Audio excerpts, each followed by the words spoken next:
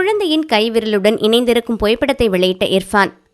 யூடியூபரான Irfan road கடை முதல் வெளிநாட்டில் இருக்கும் ஹோட்டல்கள் வரை விசிட் செய்து அங்கிருக்கும் உணவுகளை ருசி பார்த்து ரிவ்யூ கொடுக்கும் விதத்தை பார்க்கும்போது நாமே உணவை உண்பது போல ஒரு நிறைவு ஏற்படும். இவர் யூடியூப் மற்றும் ஃபேஸ்புக் மூலமாக பல லட்சங்கள் சம்பாதிக்கும் நிலையில் இவருக்கு சமீபத்தில் ஆலியா என்ற பெண்ணுடன் திருமணம் நடைபெற்றது.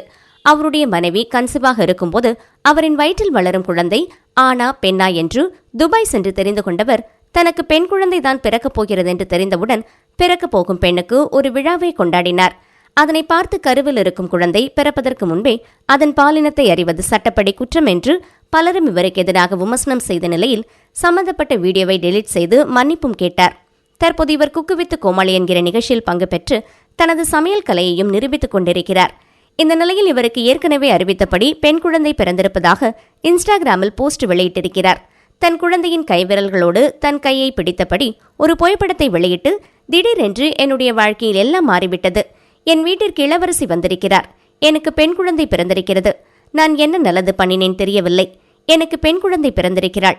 என்னுடைய மகிழ்ச்சி எல்லாம் என்னுடைய மனைவிக்கு நான் திருப்பிக் கொடுக்கப் போகிறேன். இந்த அதிசயம் எங்கள் வீட்டில் கிடைத்ததால் எங்கள் குடும்பம் வளர்ந்தது என்று கூறியிருக்கிறார்.